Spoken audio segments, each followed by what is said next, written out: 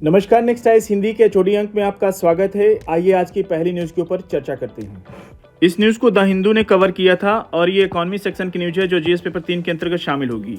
News ये है कि Kannadippaya gets GI tag, anchoring tribal handicraft on the global map. Kerala की एक अनोखी बांस की चटाई कन्नडिप्पैया को जीआई यानी जियोग्राफिकल इंडिकेशन का टैग मिला है, जिससे यह राज्य की फर्स्ट ट्राइबल हैंडीक्राफ्ट यानी पहली आदिवासी हस्तकला बन गई है, जिसे यह मान्यता मिली है। और इस चटाई में गर्मी को रेगुलेट करने वाले प्रॉपर्टीज हैं और इसे विभिन्न आदिवासी कम्युनिटीज द्वारा बनाया गया है। देखिए, यूपीएससी जीआई टैग से क्वेश्चन पूछता रहा है। आइए चर्चा करते हैं। यूपीएससी 2018 में क्वेश्चन पूछा था, उसके ऊपर बात करते हैं। क्वेश्चन ये था कि क्वेश्चन ए सीरीज का 54 नंबर क्वेश्चन था। निम्नलिखित युग्मों पर विचार कीजिए। एक तरफ शिल्प है और राइट हैंड साइड किस राज्य की परंपरा है, ये आपको बताना है। पहला पुथुकुल्ली शॉल, उसके सामने तमिलनाडु। दूसरा सुजनी कढ़ाई, उसके सामने महाराष्ट्र। तीसरा उप्पाड़ा जामदानी साड़ी, उसके सामने है कर्नाटक। उपयुक्त युग्मों में से कौन सा से सही सुमेलित है, ये आपको बताना है उत्तर में। ऑप्शन ए केवल 1, ऑप्शन बी 1 और 2, ऑप्शन सी केवल 3, ऑप्शन डी 2 और 3। कृपया इस प्रश्न का उत्तर आप लोग कमेंट बॉक्स में देने का प्रयास कीजिएगा। इस न्यूज को ऑल इंडिया रेडियो ने कवर किया था और ये आईआर सेक्शन की न्यूज है जो जीएस पेपर 2 के अंतर्गत शामिल होगी। न्यूज ये है कि भारत और थाईलैंड ने 6 समझौते पर हस्ताक्षर किए हैं। जैसा कि हम सब जानते हैं, प्रधानमंत्री मोदी जी थाईलैंड की यात्रा पर है और पड़ोसी राष्ट्र श्रीलंका आज जाएंगे। प्रधानमंत्री पैतोंग तान शिनावात्रा के बीच बैंकॉक में द्विपक्षीय वार्ता के बाद समझौते हुए और दोनों देशों ने द्विपक्षीय संबंधों की प्रगति की समीक्षा की। भारत थाईलैंड द्विपक्षीय साझेदारी को और अधिक प्रगाढ़ बनाने के उपायों पर चर्चा की। प्रधानमंत्री नरेंद्र मोदी को औपचारिक गार्ड ऑफ ऑनर दिया गया। द्विपक्षीय वार्ता के बाद संयुक्त बयान में प्रधानमंत्री मोदी ने भारत थाईलैंड संबंधों को रणनीतिक साझेदारी के रूप में स्थापित करने की घोषणा भी की। उन्होंने कहा कि थाईलैंड का भारत की एक्ट ईस्ट पॉलिसी, याद रखिएगा एक्ट ईस्ट पॉलिसी भारत के लिए भारत की आईआर यानी अंतर्राष्ट्रीय नीति का एक प्रमुख अंग है, तो ये कहना अतिशयोक्ति नहीं होगा। और हिंद प्रशांत दृष्टिकोण में विशेष स्थान है इसका थाईलैंड का।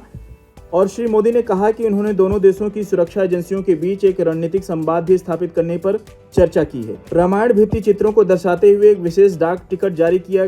दोनों देशों के बीच घनिष्ठ सांस्कृतिक और धार्मिक संबंधों को रेखांकित करते हुए प्रधानमंत्री को थाई प्रधानमंत्री शिनावात्रा ने पाली में बौद्ध धर्म के पवित्र ग्रंथ त्रिपिटक का एक विशेष संस्करण भेंट किया है। त्रिपिटक आपके आर्ट एंड कल्चर के लिए बहुत इंपॉर्टेंट है, खास करके बुद्धिस्ट हिस्ट्री से जुड़ा हुआ है। और ये भित्ति चित्र के ऊपर भी अभी हम लोग चर्चा करेंगे, इसके ऊपर अलग से एक न्यूज है।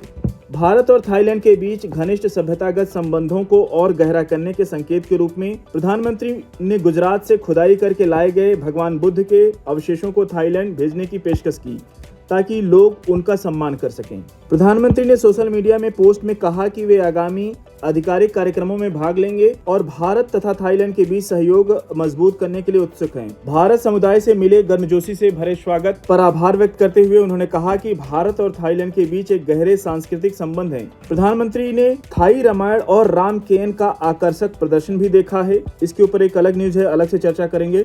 उन्होंने कहा कि यह वास्तव में समृद्ध अनुभव था जिसने भारत और थाईलैंड के बीच साझा सांस्कृतिक और सभ्यतागत संबंधों को सुंदरता से प्रदर्शित किया है। श्री मोदी ने कहा कि रामायण एशिया के कई भागों के दिलों और परंपराओं को जोड़ती है। छठे बिम्स्टेक शिखर सम्मेलन का विषय है बिम्स्टेक समृद्ध, अनुकूल और मुक्त।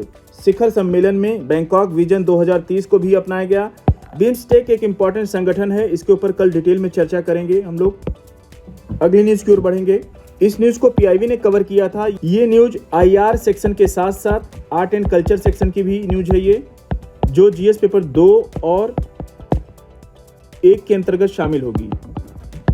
न्यूज ये है कि प्रधानमंत्री श्री नरेंद्र मोदी ने थाई सरकार के रामकियन भित्ति चित्रों को दर्शाने वाले आई स्टाम्प विमोचन पर प्रकाश डाला। प्रधानमंत्री श्री नरेंद्र मोदी ने थाई सरकार के रामकियन मोराल पेंटिंग जिसको बोलते हैं भित्ति चित्रों को दर्शाने वाले आई स्टाम्प की विमोचन पर की बात करें तो उन्होंने अपने एक्स के पोस्ट में लिखा कि during PM Narendra Modi visit the Thai government release an I stamp and depicting Ramakien mural painting. ये आपके लिए इंपॉर्टेंट है यूपीएससी के लिए।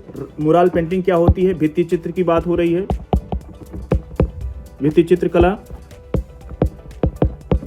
अब देखिए भित्ति चित्रकला है क्या, आप देख सकते हैं इस इमेज में।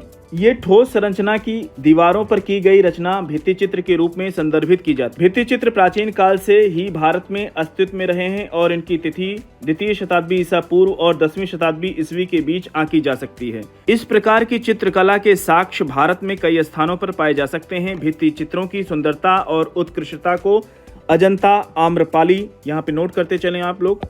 भित्ति चित्रों की सुंदरता की उत्कृष्टता को अजंता, आम्रमलाई की गुफा, रावण छाया गुफा, आश्रय और बाघ एलोरा में, सितनवासल और कैलाशनाथ मंदिरों जैसे स्थलों में देखा जा सकता है। अधिकांश भित्ति चित्रकलाएं या तो प्राकृतिक गुफाओं में हैं या चट्टानों को काटकर बनाए गए कक्षों में हैं। इन चित्रों में सबसे आम विषय है हिंदू, बौद्ध और जैन धर्म। इसके अतिरिक्त इस प्रकार के चित्र किसी लौकिक भवन का अलंकरण करने के लिए भी बनाए जाते थे और इस प्रकार की रचना का एक उदाहरण जोगीमारा गुफा में स्थित प्राचीन रंगमंच के कक्ष में भी देखा जा सकता है। अगली न्यूज की ओर बढ़ेंगे। इस न्यूज को द हिंदू ने कवर किया था और ये इकोनॉमी सेक्शन की न्यूज है जो जीएस पेपर 3 के अंतर्गत शामिल होगी। न्यूज ये है कि India holds fire as a Trump announces tariff. Trump ने इंपोर्ट यानी आयात पर 10 से 49% का रेसिप्रोकल टैरिफ यानी पारस्परिक शुल्क लगाया है, जिसमें भारत पर 27% टैरिफ शामिल है, जिससे कि ग्लोबल मार्केट में गिरावट आई है। और भारत ने सतर्कता पूर्वक रिएक्शन देते हुए कहा कि चल रही व्यापार वार्ता पर प्रकाश डाला और वर्ष 2030 तक बायलैटरल ट्रेड भारत और अमेरिका के बीच $500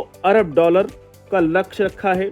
और ये टैरिफ यानी शुल्क भारत के हीरा क्षेत्र को इम्पैक्ट कर सकते हैं, प्रभावित कर सकते हैं, लेकिन प्रतिद्वंदियों पर संभावित लाभ भी मिलेगा भारत को, ऐसी उम्मीद जताई जा रही है। अगली न्यूज की ओर बढ़ेंगे। इस न्यूज को द हिंदू ने कवर किया था। ये इकोनॉमी सेक्शन की न्यूज है जो जीएस पेपर 3 के अंतर्गत शामिल होगी। न्यूज ये है कि why are undersea cables important. Bharat Airtel के टू अफ्रीका पल्स जैसे नए सिस्टम के साथ अपनी अंडर सी केबल इंफ्रास्ट्रक्चर यानी अंडर सी केबल अवसंरचना का विस्तार कर रहा है, जिससे महत्वपूर्ण बैंडविड्थ क्षमता बढ़ रही है और वैश्विक इंटरनेट कनेक्टिविटी के लिए महत्वपूर्ण अंडर सी केबल भारत में रेगुलेशन देरी और वल्नरेबिलिटी टू डिस्ट्रप्शन यानी व्यवधानों की भेद्यता और स्थानीय मरम्मत संसाधनों की कमी के कारण चुनौतियों का सामना भी कर रहे हैं। तो ये इंपॉर्टेंट न्यूज है, इस पर नजर बना के रखिएगा। कल और डिटेल में चर्चा करेंगे हम लोग। तो आज के चोरी अंक को यहीं पर समाप्त करते हैं। मिलते हैं नेक्स्ट अंक में कुछ और इंपॉर्टेंट न्यूज के साथ। तब तक जुड़े रहिए नेक्स्ट आइस हिंदी के साथ। धन्यवाद।